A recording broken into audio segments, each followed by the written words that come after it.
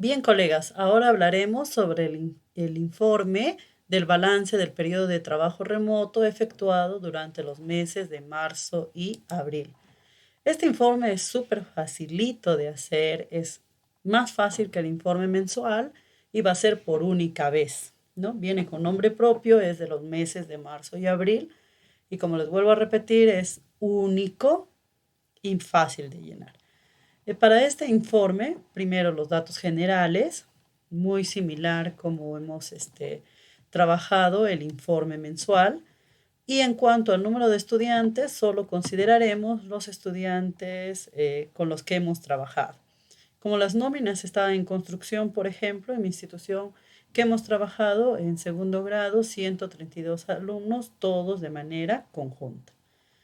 En el resumen de las acciones realizadas durante el mes de marzo y abril, simplemente vamos a marcar con X qué actividades hemos realizado durante de repente la planificación y gestión de condiciones para el aprendo en casa, ¿no? La implementación propiamente de la estrategia, del trabajo colegiado y otros. Entonces marcamos con X de toda esta lista de actividades cuáles hemos realizado. Y si hemos hecho otra, ponemos con X y al final describimos esas otras actividades que hemos realizado. Eso es en cuanto corresponde al segundo aspecto. En el tercer aspecto de datos y comunicación de los estudiantes y las familias o apoderados, aquí vamos a considerar los estudiantes, los padres de familia, el parentesco, el número telefónico y por qué medio de comunicación acceden a la estrategia Aprendo en Casa, ya sea por televisión, por radio, por internet.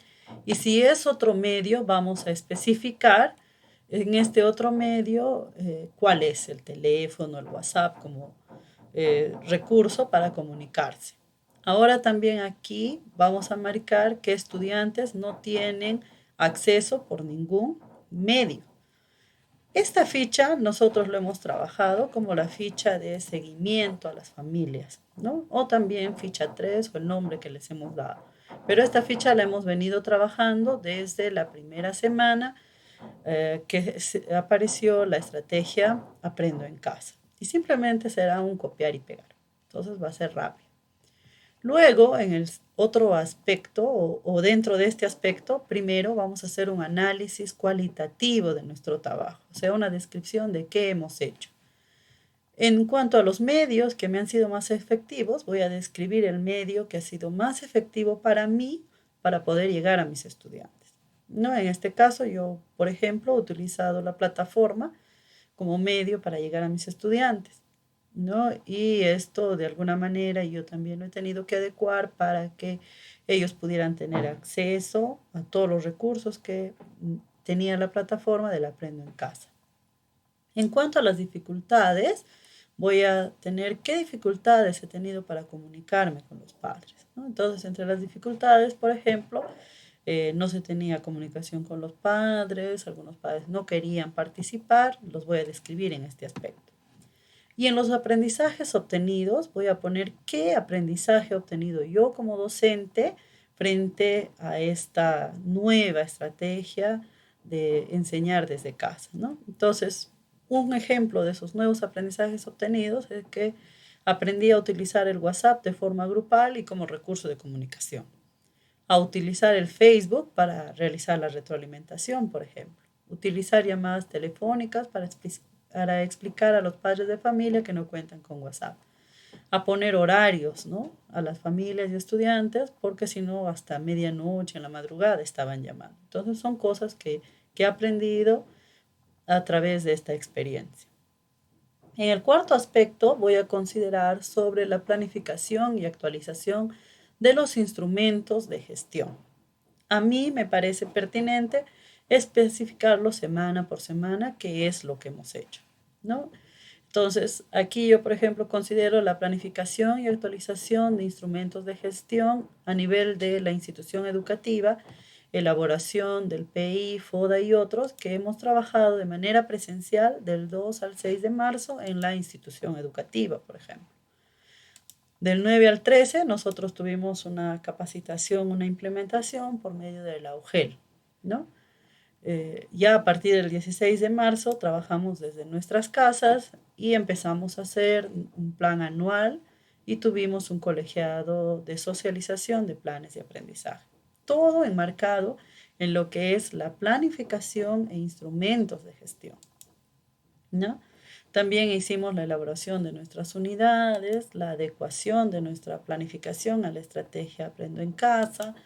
Luego hemos tenido una fase de familiarización y empoderamiento de la estrategia, ¿no? Hemos trabajado la comunicación con las familias para poder elaborar nuestro planificador y entre otros aspectos que correspondan a planificar y elaborar instrumentos de gestión.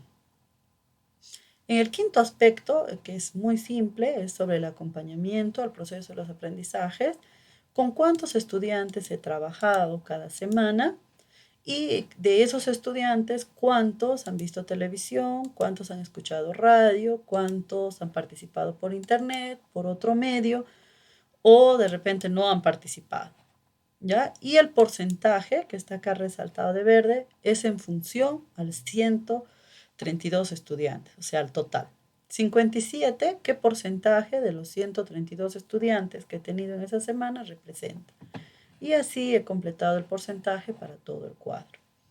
En cuanto al promedio, que he hecho una suma simple. Se suman los cuatro datos y se divide entre cuatro. Y de manera similar con todos los demás aspectos, ¿no? Por ejemplo, en radio, acá tenía 5, luego la siguiente semana 3, luego 2 y la otra semana 3. Si yo hago una suma simple, acá tengo 8, 10, 13. Que dividido entre 4 me da 3 y algo y redondeando considero 3. Igualito en el porcentaje, ¿no? Entonces, y luego hago un redondeo. Igual aquí vamos a hacer un análisis cualitativo. Entonces, ¿qué vamos a hacer? Vamos a explicar de qué manera se han utilizado los recursos de la estrategia Aprendo en Casa, ¿no? Entonces voy a describir. Yo, por ejemplo, he utilizado la plataforma, lo he descargado a mi operador o a mi PC, lo he transformado en imágenes y lo he compartido con los padres de familia, ¿no? En cuanto a la televisión, de repente he motivado a que mis padres hagan que sus hijos vean la televisión en el horario que se había fijado de la programación Aprendo en Casa, ¿no? O lo de la radio, como lo he trabajado. En cuanto a lo que viene a ser las apreciaciones de las evidencias, porque dice, ve, menciona tus apreciaciones a las evidencias compartidas por tus estudiantes. Entonces, yo en un principio me he notado que las evidencias no eran claras. A veces se tomaban fotos los niños, ¿no? Entonces esas evidencias se han ido mejorando a medida que yo les he ido indicando cómo es la mejor forma que se debe presentar las evidencias.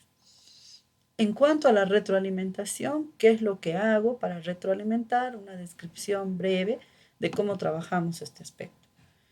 Igual, el aprendizaje o lecciones aprendidas. A partir de utilizar estos recursos, ¿qué aprendizajes he tenido como docente? Entonces aquí voy a poner, por ejemplo, utilizar las redes sociales como medio de comunicación con mis estudiantes y padres de familia, ¿no? Conducir las experiencias de aprendizaje de forma virtual. También he aprendido a brindar retroalimentación a través de las redes sociales y he aprendido a organizar el tiempo para trabajar a distancia con los estudiantes porque no es lo mismo de manera presencial. Y como sexto aspecto, ya haremos un balance general. Acá dice logros y lecciones aprendidas.